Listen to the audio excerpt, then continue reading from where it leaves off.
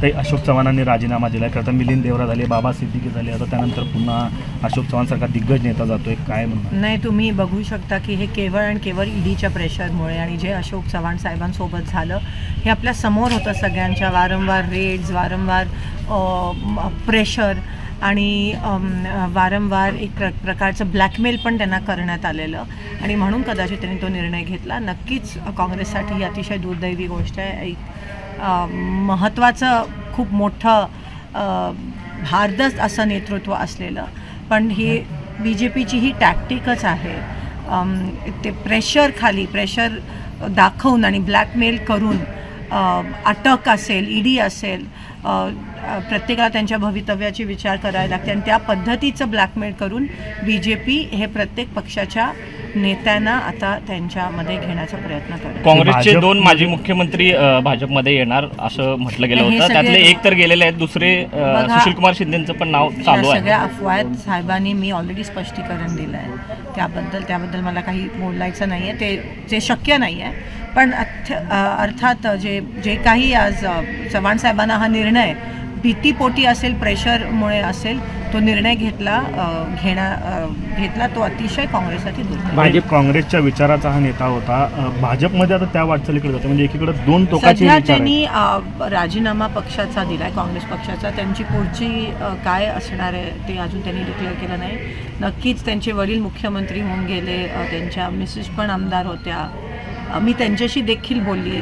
तर एकंदरीतच जे स्ट्रेस लेवल होतं, ज्या पद्धतीत त्यांच्याबरोबर माइंड गेम्स खेळले गेले भाजपकडून, त्याचा तुम्ही म्हणजे काय रेकॉर्डवर नाही आणू शकत, पण असा विचार केला तर अतिशय हताश होऊन त्यांनी हा निर्णय. अजून काही लोकांना असा त्रास देणं सुरू आहे अजून काँग्रेसमध्ये? 100% खूप जणांना, तुम्हाला माहिती आहे पेपरमध्ये दररोज येतं ज्या पद्धतीत ते त्रास देत आहेत. आणि ह्या लेवलचं राजकारण हे पहिल्यांदाच आपल्या देशात किंवा आपण महाराष्ट्रात आपल्यातही कुठंतरी कोंडीत पकडण्याचा प्रयत्न केला जातोय. माझ्याबद्दल अफवा पसरवत आहेत. मला ते ईडी-बीडीचं काही आमच्याकडे नाहीच आहेत संस्था वगैरे, त्याची भीती नाही आहे, ती अफवा पसरवत आहेत. पण एक भारताची नागरिक म्हणून माझे जे तत्त्व आहेत, ज्याच्यासाठी मी राजकारणात आली, तत्त्व ते एनिवेज पटत नाहीत मला BJPचे किंवा काँग्रेस सोडून इतर पक्षाचे, तो निर्णय कधीच होऊ शकतो. राज्यसभेवर काही परिणाम होतील तर या सगळ्या ह्याच्यामुळे? आता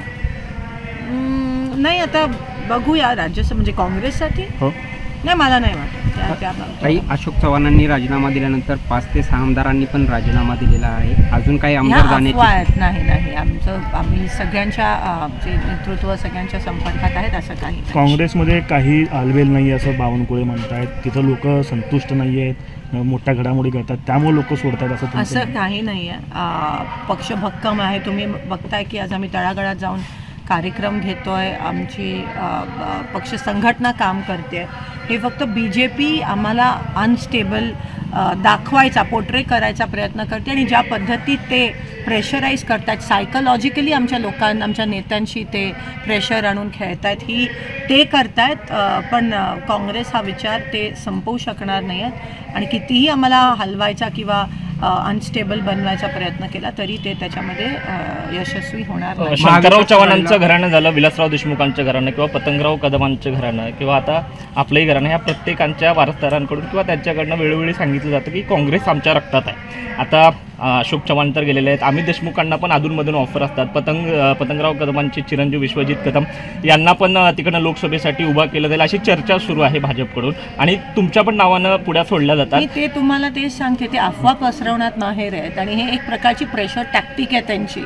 तुम्ही बघू शकता ती प्रेशर टॅक्टिक आणि लोकांच्या मनाबरोबर कसे खेळतात हे राजकीय लोकांसोबत नाही, पण सर्वसामान्य भारतीय नागरिकच्या मनाबरोबर पण माइंड गेम्स करतात. 15 लाख असेल, वेगवेगळे आमिष दाखवून कसं ते ब्लॅकमेल आणि इमोशनल करण्याचा प्रयत्न करतात. पण काँग्रेस रक्तात जात आहेत.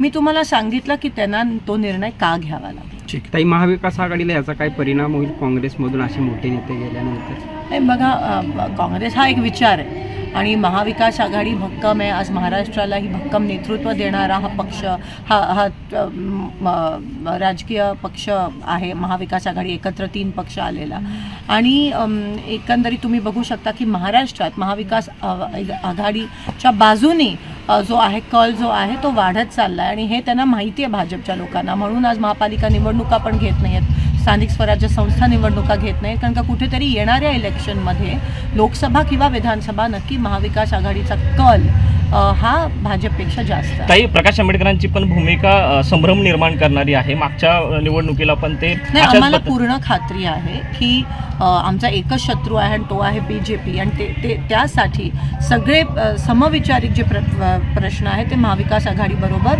शेवटपर्यंत टिकतील आणि वंचित बहुजन आघाडी पण, कारण का सगळ्यांचा शत्रू हा भारत आहे, भाजप आहे आणि आमचे तत्व आहेत की भाजप जो जातपात धर्म मानणारा फक्त हे आणि काम न मानणारा जो पक्ष आहे त्यांच्या विरोधात आज आम्ही लढत. आंबेडकर महाविवाद येतील अशी खात्री आहे तुम्हाला? आहेतच आहेत ते ना, आहेत ना.